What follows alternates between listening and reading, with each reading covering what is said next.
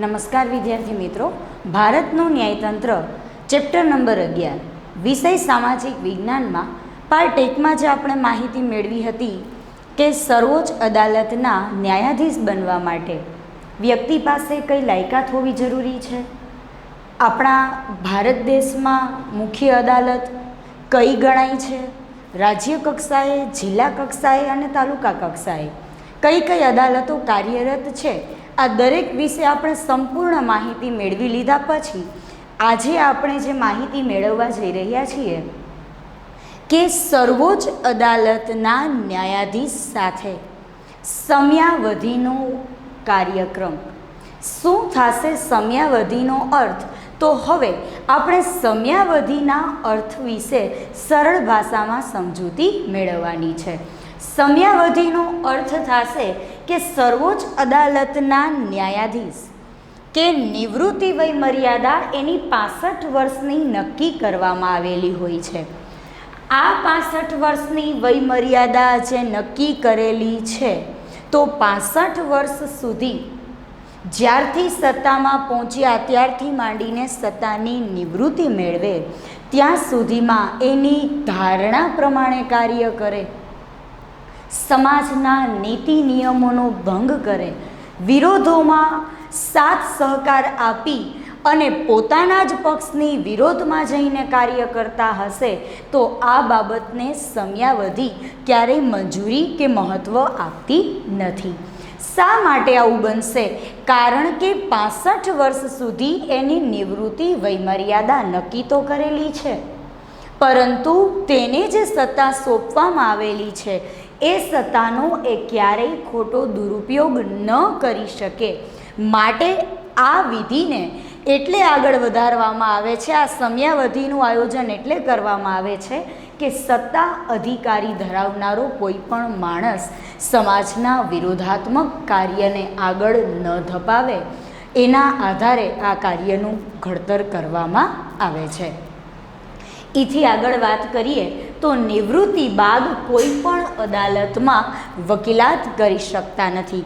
વિદ્યાર્થી મિત્રો, આ વાત અહીંયા ખૂબ અગત્યની અને મહત્ત્વની છે કે જ્યારે સર્વોચ્ચ અદાલતના ન્યાયાધીશ નિવૃત્ત થશે ત્યાર પછી એ અન્ય જિલ્લા, તાલુકા, ટ્રાયલ, વિશિષ્ટ કોઈ પણ પ્રકારની અદાલતોમાં જો વકીલાતનું પદવી મેળવવા માંગતા હોય, વકીલાત કરવા માંગતા હોય તો આ સત્તા, આ અધિકાર એને આપવામાં આવતો નથી. કારણ કે ન્યાયાધીશમાંથી નિવૃત્તિ મેળવ્યા પછી એ વ્યક્તિ ભારતની અન્ય કોઈ પણ અદાલતમાં વકીલાત કરવા માટેની સત્તા ધરાવી શકતું નથી. એથી આગળ કે નિવૃત્તિ પહેલાં પોતાની ફરજમાં અશક્તિમાન હોય તો સ્વેચ્છાએ લેખિત રાજીનામું રાષ્ટ્રપતિને આપી અને ફરજમાંથી મુક્ત થઈ શકે છે. હવે ક્યારેક એવું પણ બને છે કે 65 વર્ષની વયમર્યાદા ધરાવનાર વ્યક્તિ, જે આપણે કહેવત પ્રમાણે જોઈએ તો સાઠે બુદ્ધિ નાઠે, કે 60 વર્ષનું માણસ થાય એટલે એની શારીરિક અને માનસિક બંને ક્ષમતાઓ ધીમે ધીમે ઘટવા લાગે છે. 60 વર્ષથી ઉપરના વ્યક્તિનું વ્યક્તિત્વ એક નાના બાળક જેવું થઈ જાય છે. તો જ્યારે તેને જે કાર્યની સોંપણી કરેલી છે, જે સત્તા અને અધિકાર જે એને મળેલા છે, તેમાં જો એ વ્યક્તિ અશક્તિમાન છે, પોતે કાર્ય કરવાની સત્તા હોવા છતાં પણ એ કાર્ય કરતાં એને થાક લાગતો હોય, એના કાર્યના દરજ્જામાં, કાર્યના બોજામાં જ્યારે ખૂબ વધારો થઈ જતો હોય ત્યારે એ વ્યક્તિ સ્વૈચ્છિક રાજીનામું આપીને પોતાના પદમાંથી નિવૃત્તિ પદને ધારણ કરે છે. એથી આગળ વાત કરીએ તો મર્યાદા ભંગ કરવાના કારણોસર ગેરવર્તણૂકના આધારે આ પદ પરથી દૂર કરવાના નિયમને એટલે કે મહાભિયોગની કાર્યવાહી કરીને એને દૂર કરવામાં આવે છે.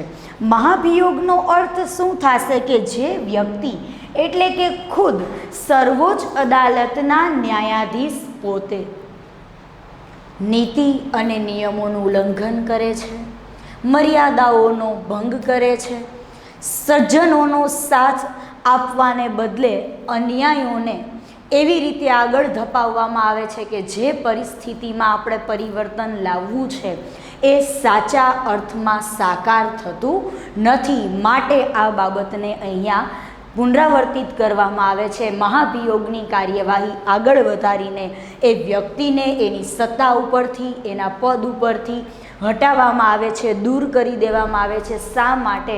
કારણ કે મહાભિયોગનો અર્થ થશે એ વ્યક્તિને પોતાની સત્તા અને તેના પદ ઉપરથી દૂર કરી દેવા. એથી આગળના મુદ્દામાં વાત કરીએ તો ન્યાયાધીશના હોદ્દાને ગ્રહણ કરતા પહેલાં રાષ્ટ્રપતિને એને હોદ્દાની ગુપ્તતાના શપથ લેવડાવે છે. શપથનો અર્થ અહીંયા સોગંદ થશે.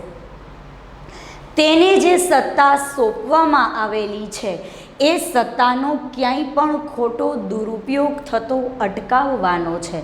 જેવી રીતે આપણે ભાગવત ઉપર હાથ રાખીને કહી તો સરળતાથી દઈ છીએ કે જો કહુંગા સચ કહુંગા, સચ કે સિવા કુછ નહીં કહુંગા, પરંતુ હકીકત, સાચી સત્ય હકીકત એ વ્યક્તિને જ ખબર છે કે એ સત્યનો કેટલો સાથ આપે છે. ક્યારેક ભ્રષ્ટાચારી વ્યક્તિઓ એટલા વધી જાય છે કે સત્તા મેળવ્યા પછી એ વ્યક્તિ ખુદ સત્તાનો ખોટો અને દુરુપયોગ કરતો થઈ જાય છે. તો આવું ન બને એટલા માટે પરિવર્તન લાવવાની જરૂરિયાત છે. એથી આગળ કે પદને વફાદાર રહેવાનું છે. કોઈ પણ વ્યક્તિ તેને સોંપેલા કાર્યથી ક્યારેય વિરુદ્ધ જઈને કામ કરવાનું નથી. તમે તમારા પદને, તમારી પદવીને એ રીતે હાંસલ કરો, એ રીતે એને ટકાવી રાખો કે ક્યાંય પણ કોઈ પણ પ્રકારની કાર્યવાહી સમાજની વિરુદ્ધની ન હોય. આટલી માહિતી મેળવ્યા પછી હવે આપણે ચર્ચા કરશું સર્વોચ્ચ અદાલતની સત્તા અને કાર્ય કયા કયા છે. જેમાં સૌથી પહેલી વાત કરીએ તો મૂળભૂત અધિકાર ક્ષેત્ર. મૂળભૂત અધિકાર ક્ષેત્રનો અર્થ થશે કે અદાલતને સૌ પ્રથમ તકરાર સાંભળીને, તકરાર એટલે બે દેશ વચ્ચે, બે રાજ્ય વચ્ચે, એક રાજ્ય અથવા અન્ય રાજ્યની વચ્ચે અથવા એક કરતાં વધારે રાજ્યો અને તેની સામે એક કરતાં વધારે રાજ્યો, ટૂંકમાં ઝઘડા અને વાદ અને વિવાદનો ઉકેલ કેવી રીતે લાવવો એનો અધિકાર ક્ષેત્ર આ સૌથી પહેલા મુદ્દામાં સૂચવે છે. બીજી વાત ઉપર આપણે ચર્ચા કરીશું કે આ કેસનો નિર્ણય કરવાની સત્તા માત્ર ને માત્ર સર્વોચ્ચ અદાલતને જ મળેલી છે. આ સર્વોચ્ચ અદાલતના નિર્ણયને કોઈ પણ વ્યક્તિ બદલી શકતું નથી. કારણ આપણે આગળના મુદ્દામાં જોયેલું હતું કે દેશની શિરોમાન્ય સર્વોચ્ચ અદાલતનું સ્થાન દુનિયાની દરેક નીચલી અદાલતોને પડકારરૂપ અને બંધન કરતા માનવામાં આવે છે. એથી આગળ એક કે તેથી વધારે રાજ્ય વચ્ચેના ઝઘડા અને તેનું નિવારણ લાવવા માટે આ સત્તાને આગળ વધારવામાં આવે છે. જ્યારે દેશની વચ્ચે ઝઘડાઓ થાય છે, દેશ અને રાજ્યની સાથે ઝઘડા થવા તૈયાર થાય છે, ત્યારે આ પરિસ્થિતિને અટકાવવા માટે તાત્કાલિક એનો નિર્ણય યોગ્ય રીતે લેવા માટેની સંપૂર્ણ સત્તા પણ સર્વોચ્ચ અદાલતને મળેલી છે. એથી આગળ વાત કરીએ તો એક તરફ ભારત સરકાર હોય અને બીજી બાજુ વાત કરીએ તો એક કે તેથી વધારે રાજ્યો હોય, તો આ પ્રકારની પરિસ્થિતિ બંને બાજુ છે. એક બાજુ ભારત સરકાર છે, જ્યારે બીજી બાજુ એ જ ભારત અથવા તો અન્ય દેશના પણ રાજ્યો હોઈ શકે. તો આ બંને વચ્ચેનો થતો ઝઘડો, વાદ વિવાદ કે જેનો મૂળભૂત અધિકાર ક્ષેત્રમાં ઉકેલ સરળતાથી એવી રીતે લાવવાનું છે કે ઝઘડાને અને વિવાદને ક્યાંય કોઈ પણ પ્રકારનું સ્થાન જ મળે નહીં. હવે અપીલનું અધિકાર ક્ષેત્ર, જે સૌથી પહેલી આપણે વાત કરી હતી મૂળભૂત અધિકાર ક્ષેત્ર, એવી રીતે બીજા મુદ્દા પર આજે ચર્ચા કરીએ છીએ કે અપીલ અધિકાર ક્ષેત્ર. સૌથી પહેલાં તો અપીલનો અર્થ થશે રજૂઆત કરવી. ક્યારે કોઈ વ્યક્તિને થતા અન્યાયની સામે, લડાઈની સામે કે કોઈ પણ પ્રકારનો વિરોધ ઉઠાવવા માટે વારંવાર દરેક માણસ અપીલની પહેલી અપેક્ષા રાખે છે, જે રજૂઆત કરવા માંગે છે એમાં અપીલ અધિકાર ક્ષેત્રના આધીને સૌથી પહેલો પોઈન્ટ દર્શાવ્યો છે કે ભારતની કોઈ પણ વડી અદાલતના કોઈ પણ ચુકાદાઓના હુકમનામાની સામે જ્યારે સર્વોચ્ચ અદાલતની સામે અપીલ ત્યારે જ કરી શકાય છે કે જ્યારે વડી અદાલતમાં ચુકાદાના એ પ્રકારનું પ્રમાણપત્ર આપેલું હોય. હવે પરિસ્થિતિ એવી સર્જાઈ છે કે જે વ્યક્તિ અપીલ કરવા માંગે છે, જે રજૂઆત કરવા માંગે છે, એ રજૂઆતના આધારે ભારતની વડી અદાલત કે જેવી રીતે સર્વોચ્ચ અદાલત તો દેશમાં મુખ્ય એક જ જોવા મળે છે, પણ વડી અદાલતની વાત કરીએ તો જે તે ક્ષેત્રમાં એક રાજ્યની વચ્ચે પણ વડી અદાલત હોઈ શકે, એક કરતાં વધારે રાજ્યમાં પણ હોઈ શકે, અને પૂર્વની વિસ્તારની વાત કરીએ તો એક કરતાં વધારે રાજ્યોમાં એટલે કે 7 રાજ્યોની વચ્ચે મુખ્ય એક જ વડી અદાલત છે. તો વડી અદાલત એ વાતનો આધાર, પુરાવો કે પ્રમાણપત્ર આપે છે. આ પ્રમાણપત્રને જ્યારે જાહેર કરવામાં આવે કે હકીકત જે પક્ષકાર છે એ પક્ષકારને તેને આપેલા ચુકાદાથી એ વ્યક્તિ સંતુષ્ટ થયેલું નથી, માટે વડી અદાલત એ વાતનો એને પ્રમાણપત્રનો આધાર એ બાબત માટે દર્શાવે છે કે જેની રજૂઆત એ વ્યક્તિ અથવા તો નારાજ થયેલો પક્ષકાર છે એ સીધી જ એની રજૂઆત, એની અપીલ સર્વોચ્ચ અદાલતમાં કરી શકે છે. માટે વડી અદાલતમાં નારાજ થયેલો પક્ષકાર સર્વોચ્ચ અદાલતમાં આવી અને પોતાની વાતની રજૂઆત અને પોતાની અપીલ કરી શકે છે. એથી આગળ વાત કરીએ તો કોઈ પ્રશ્નનો ખોટી રીતે નિર્ણય અપાયો છે અથવા નારાજ થયેલો જે પક્ષકાર છે, હવે બે બાબતો હોઈ શકે કે જે નારાજ થયેલો પક્ષકાર છે એ તેને આપેલા નિર્ણયથી સંતુષ્ટ નથી, અથવા તો એણે કરેલી રજૂઆતમાં ચુકાદો નિર્ણય તો આપી દીધો છે, પરંતુ એ નિર્ણય અગત્યનો હોવા છતાં પણ એને સાચા અર્થમાં મળેલો નથી.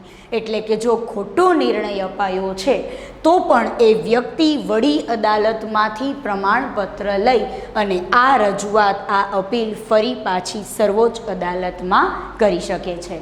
એથી આગળ કે દીવાની દાવાના કેસમાં પણ એ જ અગત્યતા છે કે જે રીતે વડી અદાલત એવું પ્રમાણપત્ર આપે છે કે આ કેસ ખૂબ જ વ્યાપક મહત્વાકાંક્ષા ધરાવે છે અને એના જ આધારે કાયદામાં મહત્ત્વનો અર્થઘટનનો પ્રશ્ન રહેલો છે. ઉતાવળના કારણે અથવા તો પડતર કેસોના કારણે શેષ કરવાની બાબતોમાં આ વસ્તુ આપણે જરૂરિયાતની કે અગત્યતાની સમજતા હોય છે કે ફટાફટ જઈ અને ઝડપ દર્શાવી અને જે તે વ્યક્તિ છે એ તાત્કાલિક અદાલતનો દરવાજો ખખડાવવા માટે જાય છે, ન્યાયની અપેક્ષા રાખવા માટે જાય છે કે હું કોઈ પણ સંજોગોમાં ન્યાય મેળવીને જ રહીશ. ત્યારે જે પડતર કેસો પડેલા છે, હકીકત વાત કરીએ તો જે ચાલતો કેસ છે એમાં પણ સાચો નિર્ણય મળતો નથી અને રજૂઆત એવી દર્શાવવામાં આવે છે કે આપણે આપણા કેસ માટે કેવી રીતે લડાઈ કરવી, એનો કેવી રીતે આધાર દર્શાવી સત્ય હકીકતમાં એને પુરવાર સાચો સાબિત કરવો. તો જ્યારે આવી વસ્તુમાં એ વ્યક્તિ નિષ્ફળ જાય છે, સાચા અર્થમાં એ સક્ષમતા ધરાવી શકતું નથી, ત્યારે પરિસ્થિતિ એવું નિર્માણ કરે છે કે દીવાની દાવાની બાબતોમાં પણ વડી અદાલત એને આધાર અને એવું પ્રમાણપત્ર એ વાતનો પુરાવો આપે છે કે આ બાબતમાં અર્થઘટન માટે એક અગત્યનો અને ખૂબ મહત્ત્વનો પ્રશ્ન રહેલો છે અને એ પ્રશ્નનું નિરાકરણ લાવવા માટે એ જ વ્યક્તિ અથવા એ પક્ષકાર કે જે હકીકત એને મળેલા ન્યાયથી સંતોષ પામેલો નથી, તો વડી અદાલતમાંથી એ સર્વોચ્ચ અદાલતમાં આવી અને પોતાની રજૂઆત એ અપીલના આધારના સ્ત્રોતમાં કરી શકે. એથી આગળ કે ફોજદારી કેસમાં નીચલી અદાલતે આરોપીને મૃત્યુદંડની સજામાંથી મુક્ત કર્યો છે, પણ વડી અદાલતે આરોપીને મૃત્યુદંડની સજા ફરમાવી છે ત્યારે પણ અપીલ કરી શકાય છે. દરેક પરિસ્થિતિમાં જે આપણે વાત કરેલી હતી કે સૌથી ટોચનું સ્થાન કે જે આપણી સર્વોચ્ચ અદાલત ધરાવે છે, કે જેના નિર્ણયને કોઈ પણ અદાલતમાં પડકારી શકાતું નથી અને એ અદાલતનો નિર્ણય એટલે કે શિરોમાન્ય ગણાશે. એ જ રીતે કે જ્યારે ફોજદારી કેસમાં નીચલી અદાલત કોઈ વ્યક્તિને મૃત્યુદંડની સજા ફરમાવે છે અને આ સજામાં કોઈ પણ પ્રકારનો ફેરફાર કરવાનો થાય, કોઈ મુદ્દામાં બદલાવ લાવવાનો થાય, ત્યારે વડી અદાલત છે એ આ કાર્ય કરે છે કે એની સત્તામાં તેમજ એની સજાની મુદ્દતમાં વધારો અથવા તો ઘટાડો કરી શકે. ત્યારબાદ સર્વોચ્ચ અદાલત આ બાબતનું પુનઃઅવલોકન અથવા એની પુનઃસમીક્ષા પણ કરી શકે છે. જ્યારે સર્વોચ્ચ અદાલતની સમક્ષ આ રજૂઆત થાય છે કે નીચલી અદાલત અને વડી અદાલત આ બંનેએ આપેલા આધાર અને પુરાવાઓમાં મહત્ત્વનો કે અગત્યનો પ્રશ્ન રહેલો છે, ત્યારે એ જ કેસને એ તમામ માહિતીઓના આધારને ફરી પાછું પુનરાવલોકન અથવા પુનઃ સમીક્ષા કરી સર્વોચ્ચ અદાલતની સમક્ષ રજૂ કરવામાં આવતું હોય. ત્યારબાદ ત્રીજા ટોપિકની વાત કરીએ તો સલાહ અધિકાર ક્ષેત્ર. આ ક્ષેત્ર અધિકારની અંદર રાષ્ટ્રપતિને અમુક ચોક્કસ બાબતો, પ્રશ્નો, જેમ કે અગત્યનો કાયદાકીય પ્રશ્ન હોય તો સર્વોચ્ચ અદાલતનો અભિપ્રાય લેવાનું યોગ્ય લાગે તો રાષ્ટ્રપતિ છે એ સર્વોચ્ચ અદાલતને વિચારણા માટે મોકલે છે. આ બાબતમાં રાષ્ટ્રપ્રમુખ છે એની કાર્યવાહી અગત્યની રહેશે કે જ્યારે સર્વોચ્ચ અદાલતે લીધેલો નિર્ણય રાષ્ટ્રપતિ સમક્ષ મોકલવામાં આવે તો એ અભિપ્રાય માટે રાષ્ટ્રપતિ એ જ બાબતોને આગળ વધારી અને સર્વોચ્ચ અદાલતમાં વિચારણા માટે, તેના અભિપ્રાય માટે મોકલવામાં આવતો હોય. આ જ સલાહ કે અભિપ્રાયને માનવી જ એણે લીધેલો નિર્ણય જ સાચો અને ખરા અર્થમાં સાકાર થયેલો છે, આ વાતને માનવા માટે ક્યારેય પણ રાષ્ટ્રપ્રમુખ બંધન કરતા નથી. કારણ તો કે રાષ્ટ્રપતિ એ વાતથી બંધાયેલા નથી કે સર્વોચ્ચ અદાલતે આપેલો નિર્ણય જ રાષ્ટ્રપતિ માન્ય રાખે અને એને જ અનુરૂપ થઈને વર્તન કરે.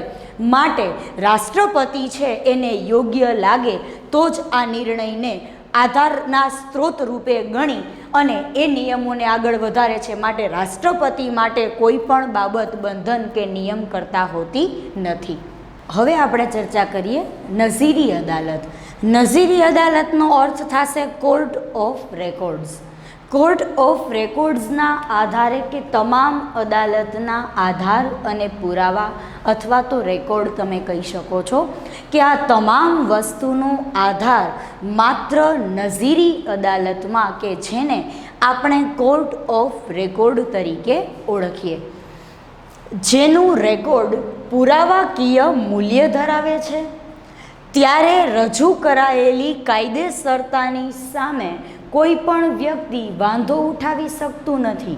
આજે આપણે જોઈએ છીએ કે આપણી અદાલતોમાં ઘણા ખરા કેસ, પડતર કેસ પડેલા છે કે જેનો આજ સુધી ઉકેલ આવેલો નથી.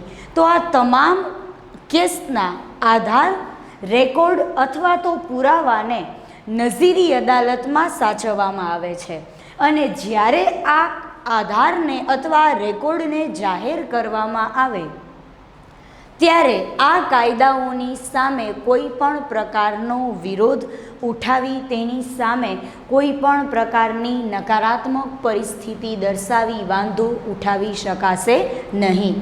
એથી આગળ વાત કરીએ તો તે સર્વેને શિરોમાન્ય ગણાય છે અને તેના પ્રત્યે અવગણના, તિરસ્કાર કરનારને દંડ કે સજા આપવામાં આવે છે.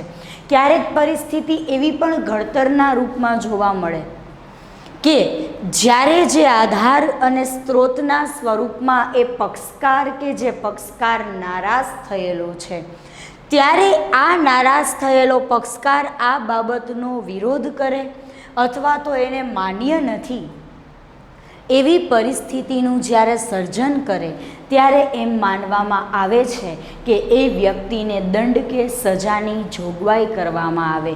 શા માટે આવું બને છે?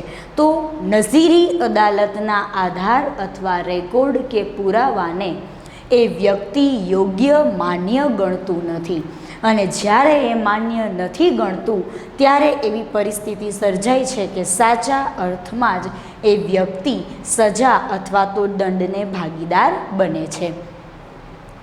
સર્વોચ્ચ અદાલતની માહિતી મેળવ્યા બાદ હવે આપણે વડી અદાલતની ચર્ચા કરવાની છે કે વડી અદાલતનું કાર્ય શું છે. વડી અદાલતના ન્યાયાધીશ બનવા માટે એ વ્યક્તિ પાસે કઈ કઈ લાયકાત હોવી જરૂરી છે. તો પિરામિડ સ્વરૂપના સ્ત્રોતમાં સર્વોચ્ચ અદાલત કે જે ટોચના સ્થાને આવે છે, ત્યાર પછી બીજા મુદ્દામાં એટલે કે મધ્યમ કક્ષાએ મધ્યમ સ્તરે આવેલી અદાલત કે જેને આપણે વડી અદાલત તરીકે ઓળખીએ છીએ. બીજા સ્તર ઉપર વડી અદાલતની રચના થાય છે કે તે રાજ્યના વિસ્તારમાં સર્વોપરી છે.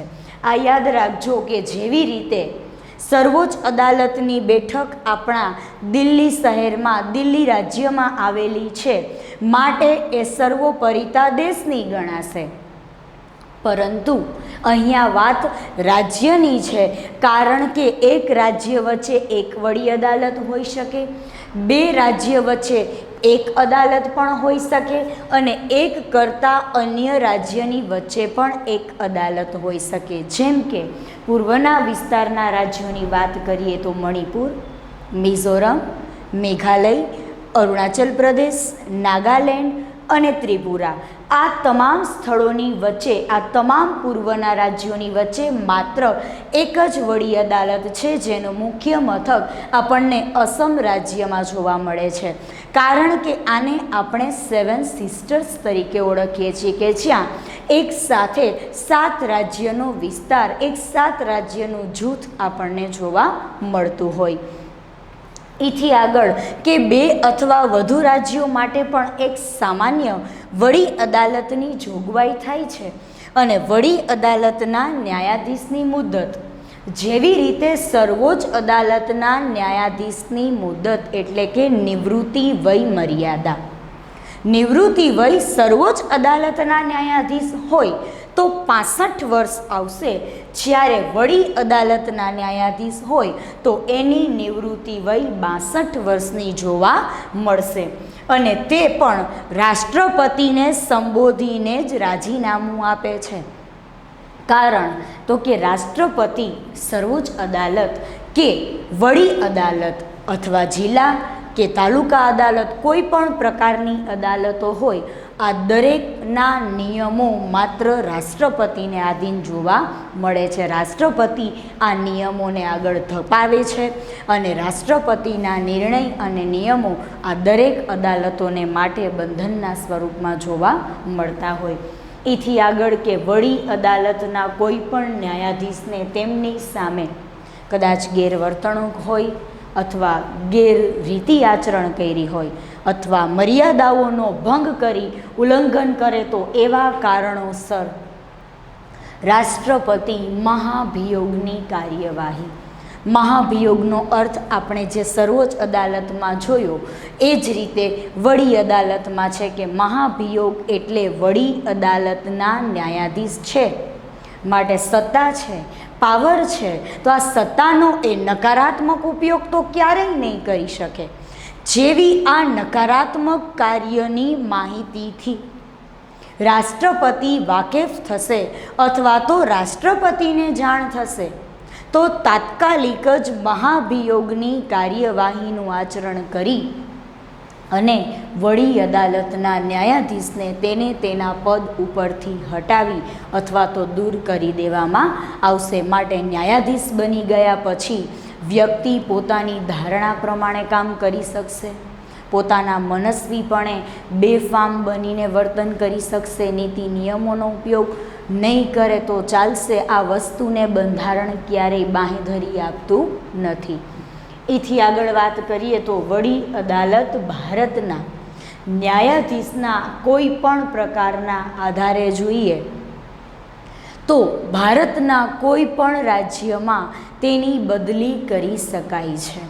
બદલીનો અને બઢતીનો અર્થ પહેલાં આપણે સમજીએ.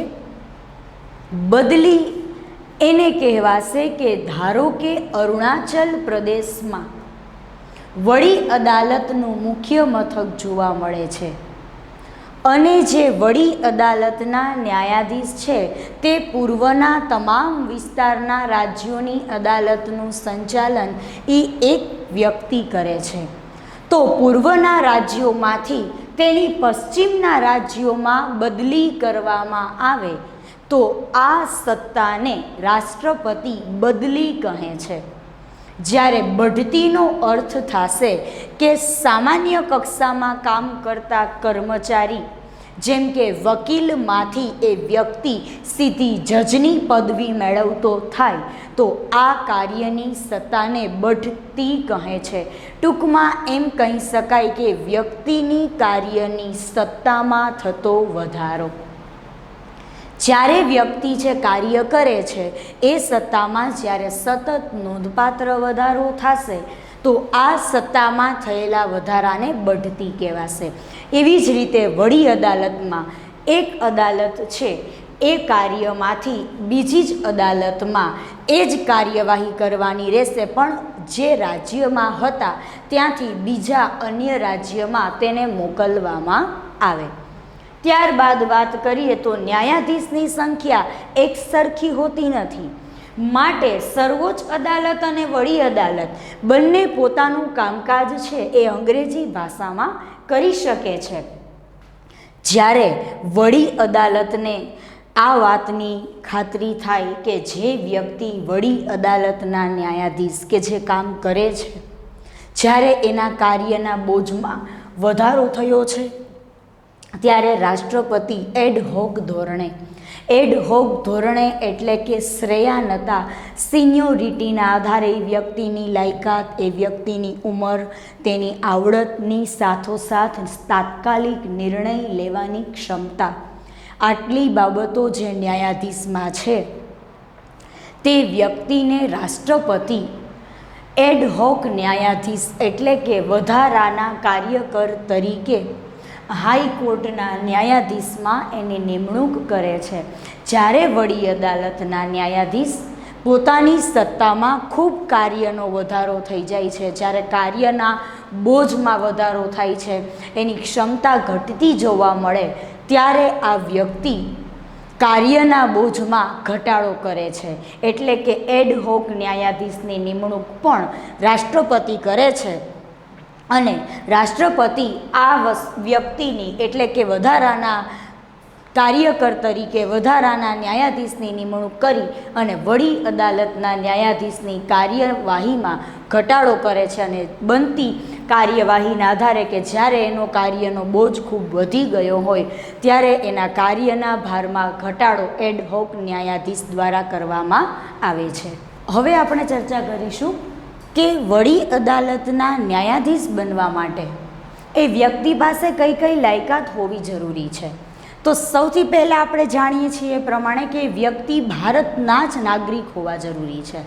ધારો કે અન્ય કોઈ પણ રાજ્ય હશે તો કોઈ પ્રશ્ન નથી, પરંતુ કોઈ દેશમાંથી વસવાટ કરીને ભારતમાં આવેલો વ્યક્તિ સીધી જ વડી અદાલતના ન્યાયાધીશની લાયકાત મેળવવા માંગતો હોય તો એ જરૂરી કે શક્ય નથી, કારણ કે બીજા દેશમાંથી ભારત દેશમાં આવતા નાગરિકો માટે એ અહીંનો નાગરિક કહેવાશે નહીં.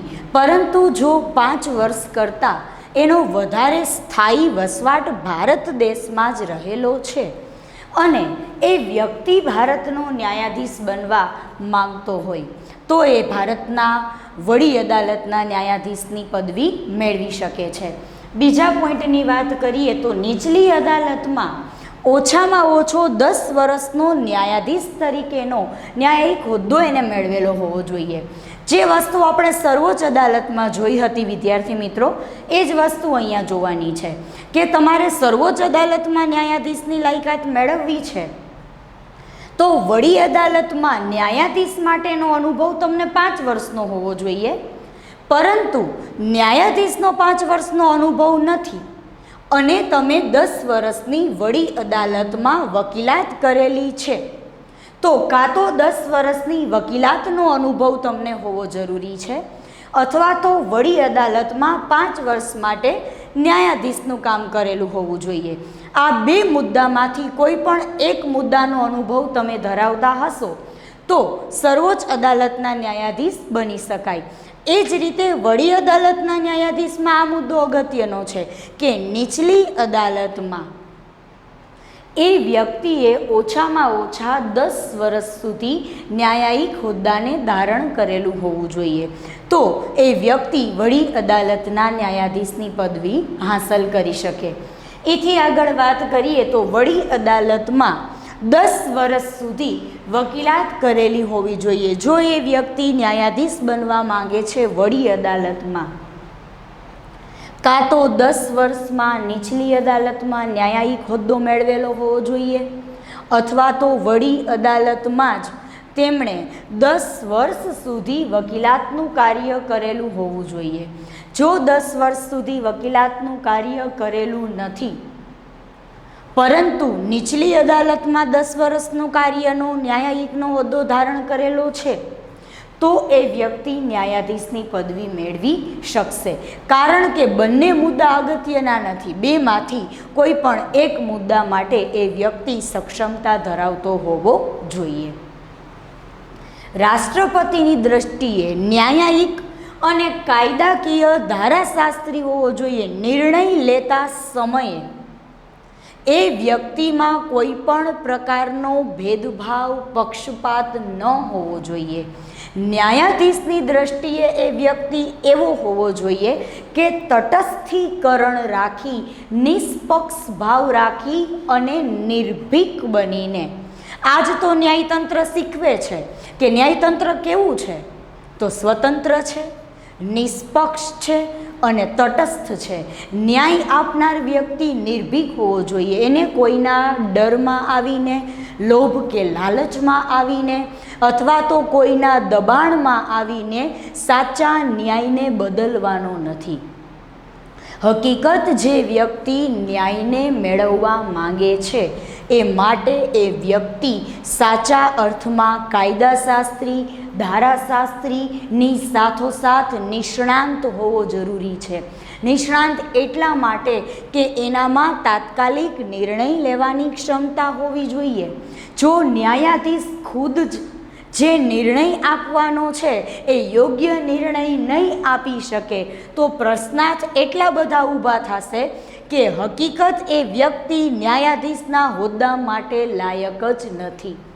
માટે રાષ્ટ્રપતિની દ્રષ્ટિએ ન્યાયાધીશ પ્રસિદ્ધ કાયદાશાસ્ત્રીની સાથોસાથ સ્વતંત્ર બની, તટસ્થ રહી અને નિર્ભીક થઈ અને સાચો નિર્ણય આપે એવી લાયકાત ધરાવતા હોવા જોઈએ. ત્યારબાદ તેમની ઉંમર 62 વર્ષ કરતાં ઓછી હોવી જોઈએ. જે વયમર્યાદા એમણે સોંપેલી છે એ વયમર્યાદામાં રહીને જ કામ કરવાનું છે. 62 વર્ષથી વધારે વયમર્યાદા હોય એટલે વ્યક્તિને તેના પદ ઉપરથી નિવૃત્ત કરવામાં આવે છે. તો અહીંયા આપણને વિચાર આવશે કે તો 62 વર્ષ સુધી એ વ્યક્તિ પોતાની સ્વતંત્રતાને મેળવી શકશે, પોતે ધારે એવા કાર્ય કરી શકશે, સત્તાનો દુરુપયોગ કરી શકશે? તો આવું અહીંયા નહીં બને. એટલા માટે કે ભલે એ ન્યાયાધીશ વડી અદાલતના હોય, પરંતુ ન્યાયાધીશ માટે પણ અમુક નિયમન, અમુક કાયદા અને કાનૂનનું ઘડતર કરવામાં આવેલું છે કે જેથી કરીને આમ જનતા, આમ સામાન્ય નાગરિકનું શોષણ ન થાય અને ભ્રષ્ટાચારીઓના કારણે સાચા વ્યક્તિઓનો ભોગ ન લેવાય. માટે સત્તા ઉપર આવ્યા પછી પણ રાષ્ટ્રપતિ ન્યાયાધીશનું સતત નિરીક્ષણ, નિયમન અને અંકુશનું કાર્ય કરે છે. શું કામ? કે જ્યારે ન્યાયાધીશ પોતાના પદનો ખોટો કે દુરુપયોગ કરશે તો ન્યાયાધીશને પણ એના પદ ઉપરથી મહાભિયોગની કાર્યવાહી કરી, કદાચ એ સમય એની નિવૃત્તિનો ન પણ હોય તો પણ એવું બની શકે કે એ સમય મર્યાદા કરતાં વહેલા પણ એને પોતાના પદ ઉપરથી રાજીનામું આપવું પડે છે. ત્યારબાદ ન્યાયાધીશે નિમાયેલા વ્યક્તિએ પોતાના હોદ્દાના ધોરણને ધારણ કરતા પહેલાં રાજ્યના રાજ્યપાલને તેમણે નિમેલી કોઈ પણ વ્યક્તિની સમક્ષ એ હોદ્દાની ગુપ્તતાની શપથ અથવા તો સોગંદ લેવાના હોય છે. જેવી રીતે સર્વોચ્ચ અદાલતના ન્યાયાધીશ બનવા માટે રાષ્ટ્રપતિ દ્વારા હોદ્દાની ગુપ્તતાના શપથ લેવડાવે છે. એવી જ રીતે વડી અદાલતના ન્યાયાધીશ બનવા માટે રાજ્યના રાજ્યપાલ એટલે કે રાજ્યપાલને આ તમામ કાર્યવાહી સોંપવામાં આવશે અને આ કામગીરી જે રાજ્યપાલને સોંપેલી છે એના આધારે એ વ્યક્તિ હોદ્દાના શપથ લેશે કે તેમણે જે સોંપવામાં આવેલું પદ છે એ વ્યક્તિ એ પદને એ સત્તાને એ હોદ્દાને વફાદાર રહીને જ કામ કરશે, નહીં કે એ પદનો ખોટો દુરુપયોગ કરી નીતિ નિયમોનો ભંગ કરશે. એટલા માટે એવું ન બને એટલે જ એને શપથ અને સોગંદ લેવડાવવામાં આવે છે કે એ બાબતના આધારે એ પોતે વફાદાર રહીને કાર્ય કરે. આ ઉપરાંત એને પ્રતિજ્ઞાપત્ર પર પણ સહી કરાવવામાં આવે છે. પ્રતિજ્ઞાપત્ર પર સહી કરાવવાનું કારણ એ બાબત સૂચવે છે કે શરૂઆત જ જોઈએ તો ભારત મારો દેશ છે. શા માટે ખાલી બોલવાથી આ વસ્તુ સાકાર નહીં થાય? વસુધૈવ કુટુંબકમ બોલીએ છીએ, વિશ્વને કુટુંબ બનાવવું છે તો એ કુટુંબ આમ નહીં થાય. એના માટે વ્યક્તિએ પોતે આગળ આવવું પડશે, સત્તાનો થતો દુરુપયોગ રોકવો પડશે અને આમ જનતાને એના સાચા અધિકાર અને હકથી વાકેફ કરાવવા પડશે. તો જ આ ભાવના સાકાર થશે કે ભારત મારો દેશ છે, દરેક ભારતીય મારા ભાઈ બહેન છે. કોઈ પણ પ્રકારનો નાત જાત રંગ લિંગ ભાષા ધર્મ જ્ઞાતિ આવો કોઈ પણ સ્ત્રી પુરુષ કે બાળકોનો ભેદભાવ ઊભો કરવાનો નથી. ભેદભાવને જડ મૂળમાંથી નેસ્ત નાબૂદ કરવાનો છે. માટે જ વડી અદાલતના ન્યાયાધીશ પાસે આટલી મહત્ત્વની જરૂરિયાતની લાયકાત હોવી જરૂરી છે.